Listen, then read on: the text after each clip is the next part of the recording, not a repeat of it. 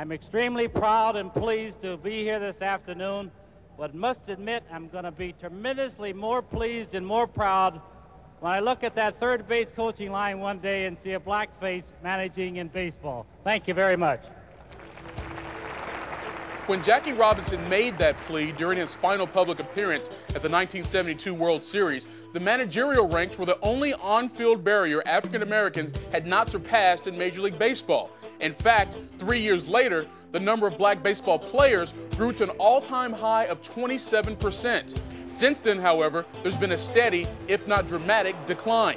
In 1997, African Americans made up 17% of all Major League Baseball players. And this season, the number is exactly half that. Of the 749 active Major League Baseball players today, only 64 of them are black. Thus, begging the question, why aren't more African Americans playing baseball these days? Baseball takes a lot of work.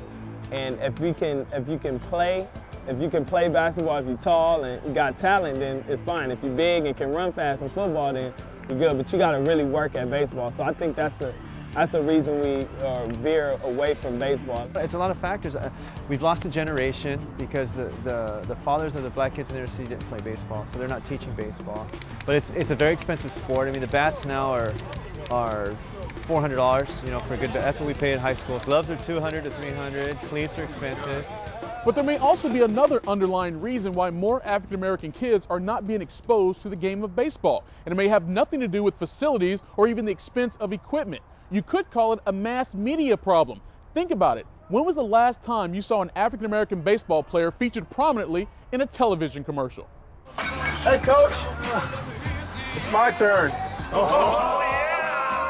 Dick's Sporting Goods recently started running this commercial featuring former National League MVP Ryan Howard. And Gatorade is currently airing a spot with Yankee shortstop Derek Jeter. But for every Howard and Jeter, there are 5 or 6 Kobe and LeBrons or Reggie and LTs. You saw Griffey. That's like that was the face of, you know, an African-American baseball player or just a baseball player itself. You really don't see too many commercials with a lot of baseball players on them and stuff like that, so it's pretty unfortunate. We celebrate baseball as a whole. We celebrate victories. We celebrate teams. We don't celebrate individuals. Is that right or wrong? I don't know, but that's our philosophy. The other sports are marketing individuals only because they're driven by, you know, economics. Darryl Miller is the director of Major League Baseball's Urban Youth Academy, which provides free year-round clinics and seminars to thousands of local kids ages 8 to 17. The RBI program that was initiated here by John Young in LA and now has spread to more cities throughout the United States does a great job at least encouraging the kids to learn a little bit about baseball. But I think, you know, the next step is what we're doing now, is building more complexes, building more opportunities for kids to actually go and develop and be trained at a higher level. I actually worked with the Academy over the summer, and us putting it back into the kids and making it fun for them and making it something that they want to do, I feel like it will bring the kids back and bring us wanting to play more.